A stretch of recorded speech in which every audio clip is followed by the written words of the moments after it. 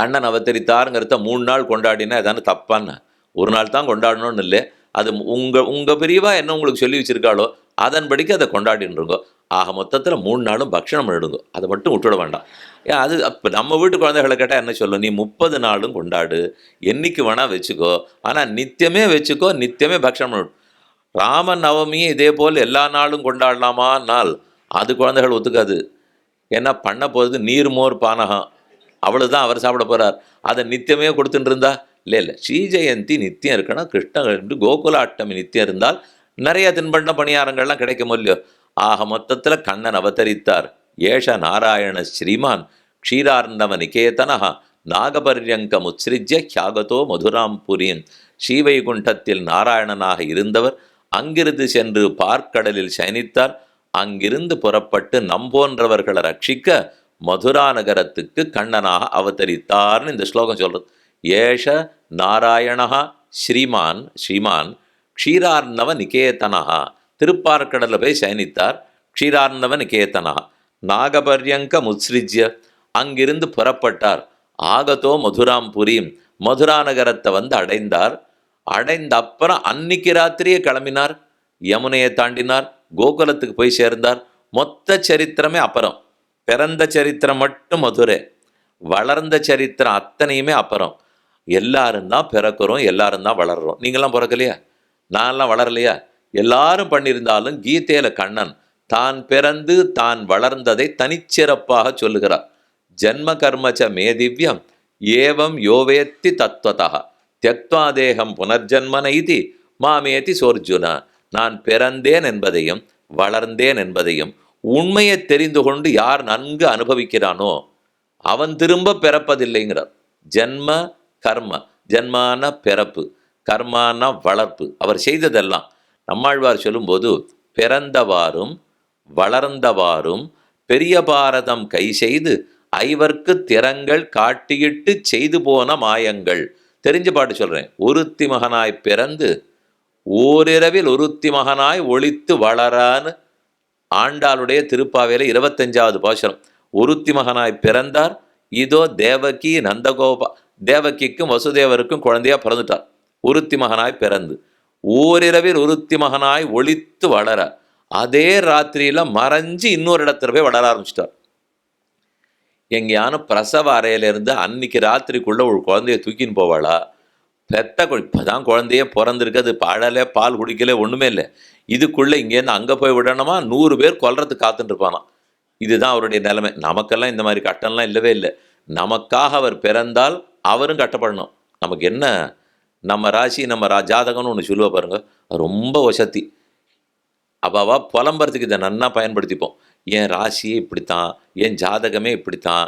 வாசலில் போன உடனே ராத்திரி 8:30 ஆனாலும் வீட்டுக்கு போகிறதுக்கு உடனே சில பேருக்கு வண்டி கிடைக்கும். வாங்கோன்னு கூட்ட உடனே வண்டிக்காரன் வந்துடுவோம். ஆனால் நான் என் வீட்டுக்கு போனோன்னு 3/4 மணியாக நின்றுருக்கேன், ஒரு வண்டி கூட வரவே மாட்டேங்கிறது. இது இப்படி சொல்கிறவா இருப்பா இல்லையா? அதெல்லாம் கைபேசியிலே போட்டுவிடலைன்னால் அவன் பாதி தூரம் வந்துட்டு இப்போ அப்புறம் வரமாட்டேங்கிறானே. வரேன்னு வரான், வர்றவன் முழுக்க வந்துட்டானா தேவையில்லை இல்லை. இது ஒருத்தருக்கு உடனே வண்டி வரும், கூட்டின்னு போயிடும். இன்னொருத்தர் காத்துன்னு இருப்பார். இவர் உடனே சொல்லுவார், என் ஜாதகம் நான் பிறந்தன்னிலேருந்து பார்த்துட்டேன், என் ராசி இதுக்கும் ராசிக்கும் ஜாதகத்துக்கும் ஒரு சம்பந்தமும் இல்லை. இன்னைக்கு ஏதோ போகிறச்சே கிடச்சிது, நாளைக்கு ஏதோ போகிறச்சே கிடைக்கல, இவ்வளோ தான் வைத்துக்கொள்ள வேண்டும். இதெல்லாம் நம்மளே புலம்பிக்கிறோமே. இப்போ கண்ணன் என்ன புலம்பின்னு இருக்கணும்? எந்த குழந்தையாவது பிறந்த அன்னைக்கு பிறந்த இடத்துல இருந்தா தூக்கின்னு போவா? இது கேள்வியப்பட்டதில்லை, கண்டதும் கிடையாது.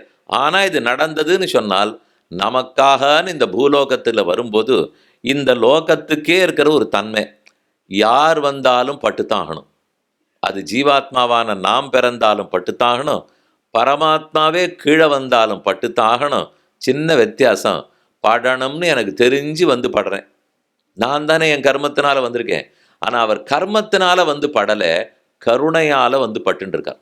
இவனை எப்படியாவது கீழேந்து தூக்கணுமேங்கிற ஆசையில் வந்தார், அதனால் அவர் படுறார். நான் படாட்டா எனக்கு வேற வழி கிடையாது, என் கர்மம் நான் பட்டுத்தாகணும். அவருக்கு பட்டுத்தாகணுங்கிற தேவையில்லை. ஆனால் தானே இவனுக்காக நான் பட்டு ரட்சிப்பேன் என்ற ஆசையோடு வந்திருக்கிறாரா? நம்மாழ்வார் ஒரு பாட்டில், வேண்டி தேவர் இறக்க வந்து பிறந்ததும் வீங்கிருள்வாய் பூண்டு அன்று அன்னபுலம்ப போய் அங்கோர் ஆய்க்குலம் புக்கதும் காண்டலின்னி வளர்ந்து கஞ்சனை துஞ்ச வஞ்சம் செய்ததும் ஈண்டு நாள் அலத்த பெற்றேன். இப்பேற்பட்ட பாக்கியம் எனக்கு கிடைச்சதே, கிருஷ்ண சரித்திரத்தை சொல்லி பாடக்கூடிய பேரு எனக்கு கிடைச்சிருக்கு.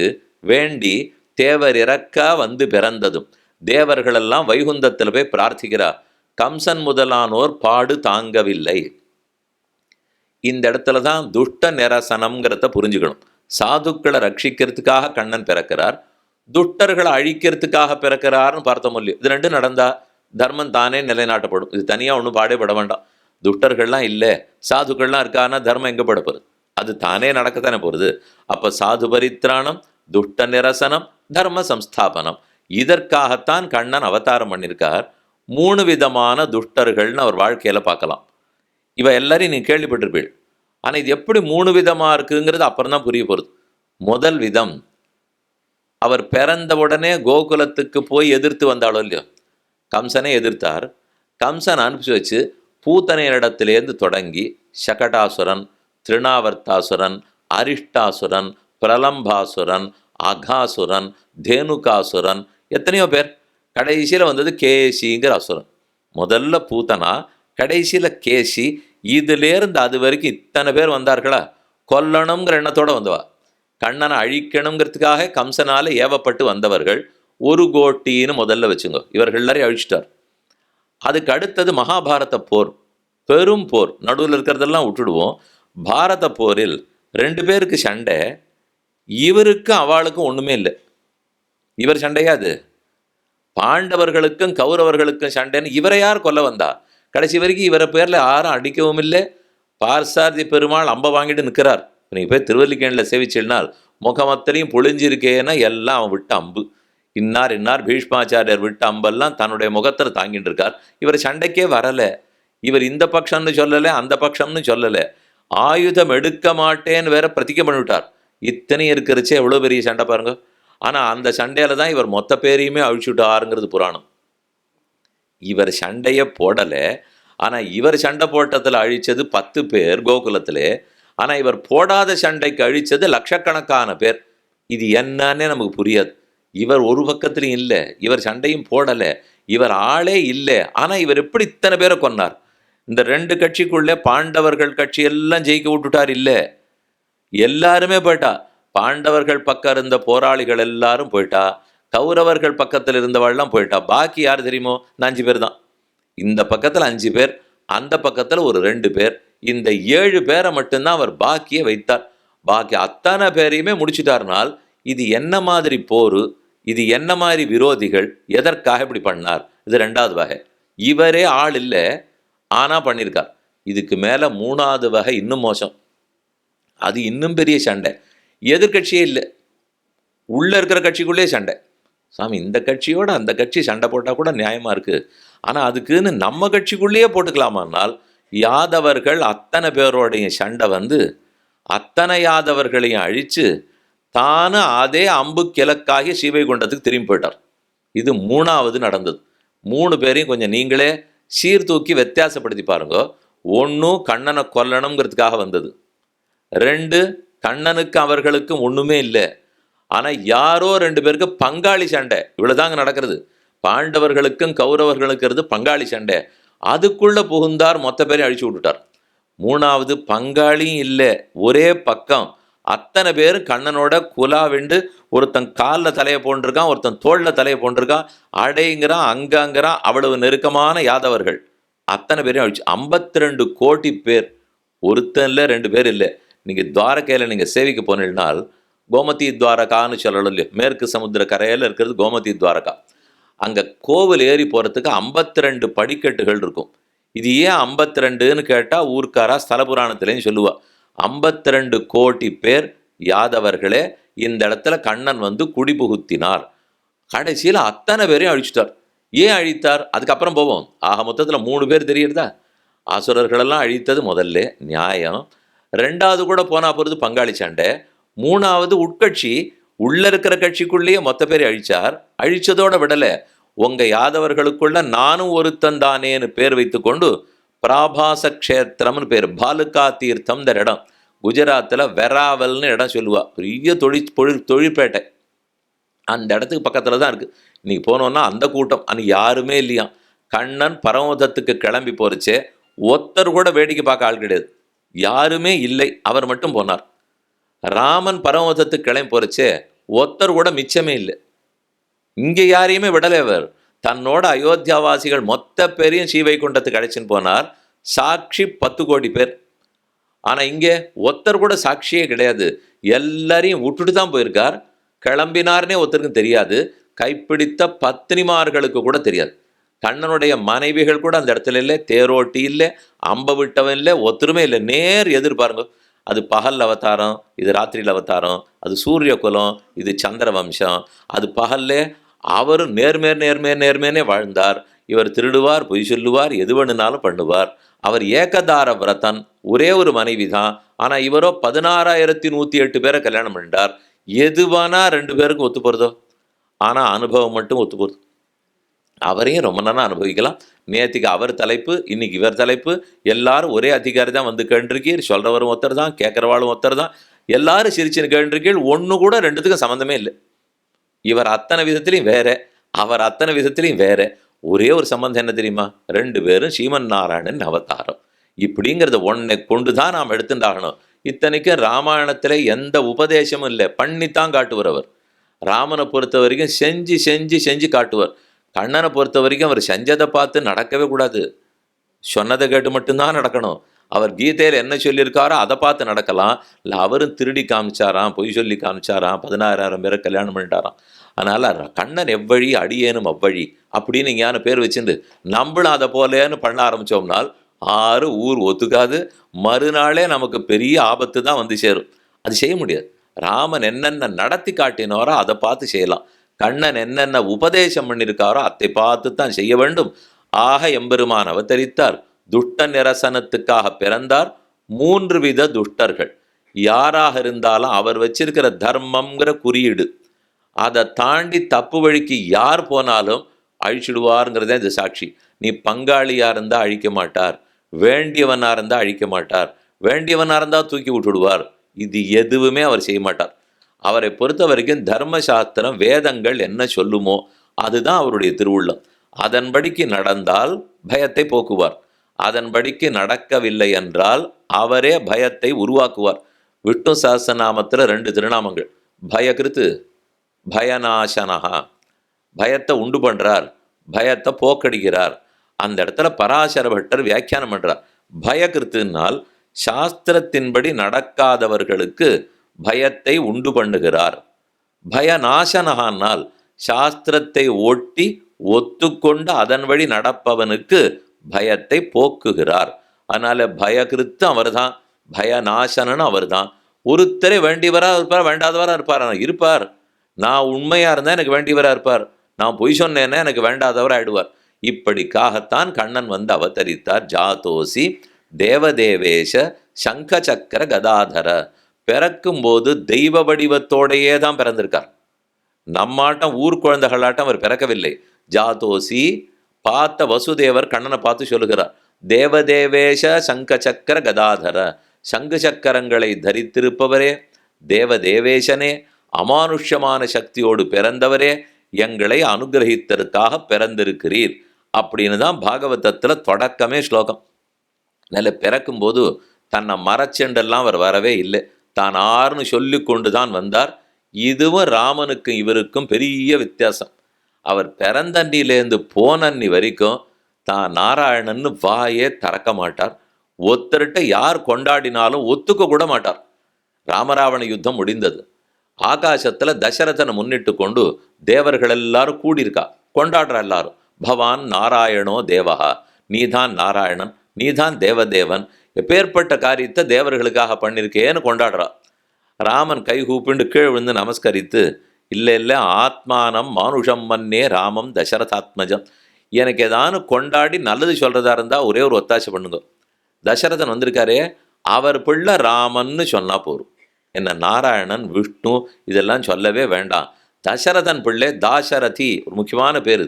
தாசரதினா தசரதனுக்கு பிள்ளை. அதை சொல்லிக்கிறதுக்கு தான் எனக்கு பெருமை, அதை சொல்லிக்கிறதுக்கு தான் இனிமை. என்னை மனிதனாக கொள்ளுங்கள், தேவனாக்க வேண்டாம் இது அவர் சொன்னது. அவர் ஆக்க வேண்டாங்கிறதுக்காக ஆகாத போவதில்லை, கண்டிப்பாக ஆகித்தான் ஆகுவார். இருந்தாலும் அவருக்கு அதில் விருப்பம் இல்லை. ஆனால் கண்ணனுக்கு அப்படிலாம் இல்லை. பிறந்த நிமிஷத்திலேருந்து ராத்திரியே தலையில் தூக்கிண்டு வசுதேவர் போனாரே, அப்போதே மழை கொட்டோ கொட்டுன்னு கொட்டி ஆதிசேஷன் கொடை பிடிச்சுன்னு தானே இக்கரையிலேருந்து அக்கறை கொண்டு போய் விட்டார். உடனே கண்ணன் என்ன சொல்லியிருக்கணும், ஆதிசேஷன் கொடை பிடிக்கணும்னா நாராயணனுக்கு தான் பிடிப்பார், நான் நாராயணன் இல்லை மனுஷன், நான் இங்கே யாரும் மறைச்சின்னு வந்ததை குட்டை வெளிப்படுத்துறாதே, ஆதிசேஷானை திரும்பி போனா சொல்லணும். ராமனா இருந்தால் சொல்லிடுவார், கண்ணனா இருந்தால் சொல்லவே மாட்டார். ஆதிசேஷா என்ன வரச்சே கருடனை விட்டுட்டு வந்திருக்கே, அவர் எங்கேன்னு வரும். எல்லாருமே வந்திருக்கணும். பெருமாளுக்கே அப்படி தகப்பனார் வடிக்கே சொல்லுவார், கோவிலில் உற்சவம் நடக்கும், சீதா கல்யாணம் வச்சிருப்பா, ருக்மிணி கல்யாணம் வச்சிருப்பா, பட்டர் சுவாமி எல்லாருக்கும் பத்திரிகைலாம் கொடுத்து கண்டிப்பாக வந்துருங்கோ, குடும்பத்தோடு வந்துருங்கோ அப்படின்னு சொல்லுவார். நம்ம வீட்டில் என்றைக்கோ ஒரு கல்யாணம், அன்றைக்கி பார்த்து ஏதோ ஒரு ஊர் போக வேண்டிய நிர்பந்தம். சீதா கல்யாணத்துக்கு கோவிலில் பட்டரை சொல்லியிருக்கார், போகலாமா? இல்லை, நம்ம ஓரகத்துக்கு நாத்தனாருக்கு ஆரோடைய பொண்ணு, அந்த பொண்ணுக்கு தூரத்துக்கு வரும், கிட்டக்க கூட இல்லை, ரொம்ப தள்ளி இருக்கிற வரவு, அதுக்கு ஒரு கல்யாணம்னா போகலாமான்னு இவன் பார்த்துட்டே இருப்பான். என்னதான் இருந்தாலும் அந்த கல்யாணம் ஒரு தடவை தான், சீதா கல்யாணம் அடுத்த வருஷம் கூட வரும், அது அப்போவே போய்க்கலாம். ஆனால் அந்த வருஷம் இன்னொரு தடவை அந்த கல்யாணம் பண்ண மாட்டா, அதனால் அதுக்கு போயிட்டு வந்துடுவோன்னு போயிடுவா. பட்டாச்சாரி இவருக்கு சொல்லியிருந்தேனே வரேன்னாரே, இவர் தானே குடத்துல ஜலம் கொண்டுறேன்னார், அவர் பூத்துருத்துன்னு வரேன்னாரு, இவர் சந்தனாரச்சின்னு வரேன்னாரு, இவர் பெருமாள் ஏழை பண்ணுறதுக்கு வரேன்னாரு, 4 பேர் இருந்தால் தானே நான் கைங்கரம் பண்ண முடியும். ஆனால் இவன் வரேன்னு சொல்லிட்டு வரலையேன்னு அவர் தவிச்சுட்டு இருப்பார். அது கூட நமக்கு முக்கியம் இல்லை. யாரெல்லாம் கல்யாணத்துக்கு வந்திருக்கான்னு ராமன் நன்னா கணக்கு பார்க்குறான். கோட்டியார் நாம் இப்போ வந்து உட்காந்துருக்கமோ இல்லையோ, இதே போல் சீதா கல்யாணம்னா முன்னாடி போய் உட்காருவோமா? இந்த சுத்து வட்டாரத்தில் இருக்க எல்லாரையும் பெருமாளுக்கு தெரியும், அதுக்கு தானே அவர் தேடி நீங்கள் வந்திருக்கார். நான் வரேனான்னு ஒவ்வொருத்தரையா இந்த உள்ளேனையா போடுவா பாருங்க. இது பள்ளிக்கூடம் தானே, பள்ளிக்கூடத்தில் வாத்தியார் வந்த உடனே பேராக எடுப்பார், உள்ளேனையான்னு சொல்லணும். அதை போல் ராமன் கண்ணாலேயே எடுப்பறான். நாம் ஒத்தத்தன் உள்ளேனையா வந்துட்டேன் சீதா கல்யாணத்துக்கு வந்துட்டேன், வந்து இருந்து சாப்பிட்டுட்டு போ அப்படின்னு சொன்னா தான் ராமனுக்கு திருப்தி. யாரான 2 பேர் வரலைன்னால் அடுத்த நாள் என்னைக்கு நாம் கோயிலுக்கு வரோமோ நம்மளை உறுத்து பார்த்து ஏது அன்னைக்கு கல்யாணத்தில் ஒன்றை காணும்னு வரும். நமக்கே ஒரு வழக்கம், நம்ம வீட்டு கல்யாணத்துக்கு வருந்தி பத்திரிகை கொடுத்து கூட்டிருப்போம். நிறைய பேர் வந்திருப்பா, ஒரு 500 பேர்கிட்ட வந்திருந்தா. நம்ம குடும்பத்துலேருந்து உள்ள நுழையச்சேவே நம்ம 4 பேர் போகணும்னு வச்சுங்களேன். சாதாரணமாக ஒன்று வேண்டாம், ஒருத்தர் போனாலே போகிறோம். அது என்னமோ உங்கள் இஷ்டமித்திர பந்துக்களுடன் குடும்பத்தாருடன்னு போட்டிருக்கிறத சில சமயம் உண்மைன்னு நினச்சிடுவோம். அதுக்காகலாம் அவள் போடலை, ஏதோ வரணுங்கிறதுக்காக ஒரு உபச்சாரத்துக்காக ஒரு வார்த்தை சொன்னா, அதுக்கு நம்ம குடும்பத்தில் 4 பேர் இருந்தா 4 பேரும் போய் அது வேற போடுவா. 2 நாட்கள் முன்னதாகவே வந்திருந்து நடத்தி, 2 நாள் முன்னாடி இவர் சத்திரமே எடுக்கல, அப்படி இருக்கச்சு இவர் 2 நாள் முன்னதாகவே வந்திருந்துன்னா யார் போவா? இன்னைக்கு இருக்கிற சத்திரம் 24 மணி நேரம் கூட இல்லை. மத்தியானம் 1 மணி கொடுக்குறார், மறுநாள் மத்தியானம் கட்டு சாதம், அன்னைக்கு ஒரு நாள் தள்ளியெல்லாம் சாப்பிட முடியாது, கார்த்தால சாப்பிடுங்க, மத்தியானம் கட்டு சாதம் கொடுத்துருவோம். அந்த அவசரத்துக்குள்ளே நமக்கு இன்னைக்கு போக முடியல, இன்னொரு முகூர்த்தத்துக்கு போயிட்டு இதுக்கு போகிறேன், ஒரு 1/2 மணி நாள் கழிச்சு போனால் அடியந்தான் பூட்டணும். அவர்லாம் கிளம்பியே போயிருப்பா, வேணும்னா பெருக்கி முழுகுங்க, இவ்வளோதான் உங்களுக்காக பாக்கி, இவ்வளோ வேகமாக போகிறச்சே, பத்திரிகையில் மட்டும் 2 நாட்கள் முன்னதாகவே வந்திருந்து நடத்தி கொடுக்க வேணும்னால். இதெல்லாம் நடத்துறது சீதா கல்யாணம் ருக்மிணி கல்யாணத்தில் குடும்பத்தோடு வந்தமான்னு பார்ப்பறான், ஒரு நாள் முன்னாடியே வந்துட்டோமான்னு பார்க்குறான். வரலன்னால் அடுத்த நாள் நான் கோவிலுக்கு போகிறச்சே பார்த்து கேட்டுடு வரான், ஏதா அன்றைக்கி கல்யாணத்துக்கு வரவே இல்லையே சுவாமி, நீ வருஷம் சீதா கல்யாணம் பண்ணிக்கிறீரென்னால் நீ வருஷம் வாயேன், நான் தானே உன்னை படைச்சிருக்கேன், அதற்காகத்தானே சீதா அனுகிரகத்துக்கு காத்துருக்கா, இதை வர்றதை விட வேற என்ன நீ சாதித்து விட போகிறாய்? அதனால் அவர் என்னவா இருந்தாலும் கணக்கெடுப்பார், போய் நிற்கணுங்கிறதுக்காக சொல்ல வந்தேன். விட்டுடவே கூடாது. இந்த கல்யாணம் வரும், வராத போகும். இந்த சரீரத்தில் இந்த பிறவிக்காக இந்த நாத்தனாருக்கு ஓர் படிக்கும் மற்ற பேர், இது எதுக்காகவும் ராமனுக்கு எனக்கு சம்பந்தம் இல்லை, கண்ணனுக்கு எனக்கு சம்பந்தம் இல்லை. அது ஒழியாத ஆத்ம பரமாத்ம சம்பந்தம். இது புரிந்து கொண்டு தான் செல்ல வேண்டும். ராமன் சொல்லிக்கவே மாட்டார், தான் ஆருக்கு பிள்ளைன்னா தசரதனுக்கு பிள்ளை, நாராயணன்னு சொல்லாதீங்கோ. கண்ணனாக இருந்தால் எல்லாரும் வந்திலா. பெரியாழ்வார் பாடுறச்சேவே, மாணிக்கங்கட்டி வைரமிடகட்டி ஆணிப்பொன்னால் செய்த வண்ணச் சிறுதொட்டில் பேணி உனக்கு பெரமன் விடுதந்தான் மாணிக்குரலனே தாலேலோ வையமளந்தானே தாலேலோன்னு யசோத கண்ணனை தொட்டுல போட்டு தாலாட்டு பாடிட்டு இருக்கா. அப்போ ஒத்தொத்தரா எதேதோ பரிசு பொருள்கள்லாம் கொடுக்கணும் இல்லையா? ரொம்ப ரொம்ப பெரியவாள்லாம் வராளாம். மகாலட்சுமி பரிசோட வரா, இந்திரன் பரிசோட வரார், குபேரன் பரிசோட வரார், வருணன் பரிசோட வரார். இந்த மாதிரி தேவர்கள்லாம் வந்து நிற்கிறச்சே இன்னும் மற்ற பேர் எங்கேன்னு இந்த குழந்தை அழுக ஒலி கேட்கறாப்புல இருக்கான். குழந்தை அழுதுன்னு இருக்காது. இந்திரனையும் தெரியாது, குபேரனையும் தெரியாது. ஆனால் இது அழறதை பார்த்தா எப்படி இருக்குன்னால், இந்திரா சந்திரா குபேரா நீங்கள் 3 பேர் மட்டும் வந்தா அப்போ பாக்கி பேர்லாம் வரலையானால், ஓ இந்த பிள்ளைக்கு எல்லாரும் வந்து நிற்கணும் போல் இருக்கு. சில குழந்தைகளுக்கு வீட்டில் இருக்கிற எல்லாரும் தன்னை சுற்றியே பார்த்துட்டு இருக்கணும். ஒரு 10 நிமிஷம் அதுகளை பார்க்காத திரும்பினோ ஓன்னு ஒரு சண்டை வைக்கும். எதுக்கும் அழறது, யாராலும் அடிச்சுட்டா அழணும், உத்தரம் அடிச்சிருக்கலாம் மாட்டா, ஒன்றுமே இருக்காது. நம்ம யாராலும் கொஞ்சம் பேசின்னு இருந்திருப்போம். அது என்ன என்னை விட்டுட்டு நீங்கள் பேசின்னு இருக்கிறதுன்னு. இதுதான் நேர கண்ணனுடைய தன்மை. அவருக்கு யார் எங்கே பார்த்தாலும் பிடிக்காது, தன்னை தான் பார்த்துட்டு இருக்கணும். ஊரில் இருக்க